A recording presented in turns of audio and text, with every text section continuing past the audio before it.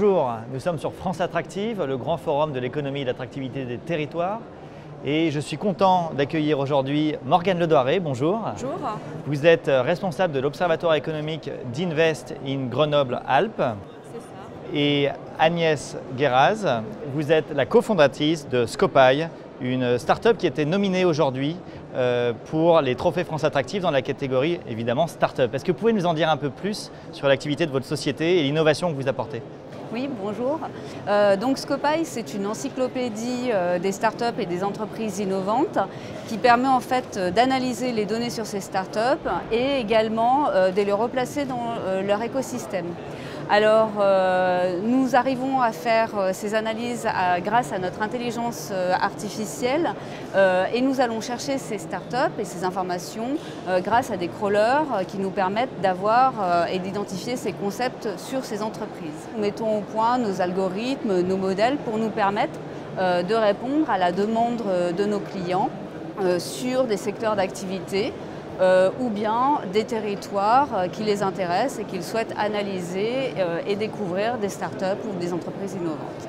Donc une technologie made in Grenoble qui en plus a trouvé un écho et a été agréablement reçue par vous, Invest in Grenoble-Alpes. Morgane, est-ce que vous pouvez nous dire de quelle manière vous avez appuyé Scopai et même utiliser et capitaliser sur cet outil? Oui, tout à fait, mais pour comprendre, il faut que j'explique aussi le contexte de Grenoble. Grenoble, c'est l'une des 22 métropoles de France et qui a un écosystème très orienté vers l'innovation, la recherche, le transfert technologique.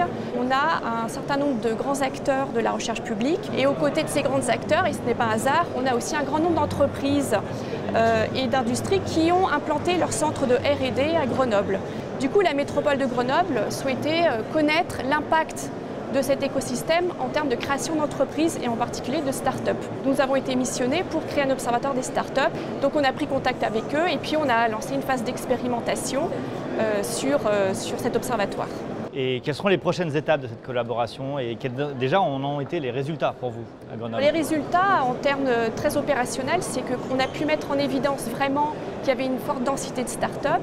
Et là, on est dans une deuxième phase d'expérimentation pour que la plateforme puisse être utilisée par les développeurs économiques de la métropole pour suivre et anticiper, surtout c'est ça qui est très important, anticiper les besoins de ces entreprises très particulières que sont les startups. Agnès, les prochaines étapes pour vous après ce succès transformé à Grenoble? Pour nous, les prochaines étapes, très clairement, c'est notre développement commercial. Et puis, à l'international, nous souhaiterions nous développer très prochainement et à cette occasion, nous prévoyons donc une prochaine levée de fonds pour l'année 2020. Tout en restant très proche de nos clients et en continuant à nous améliorer. Et en restant à Grenoble. Bravo à toutes les deux pour ce beau succès, cette belle collaboration Made in Grenoble. Merci. Merci.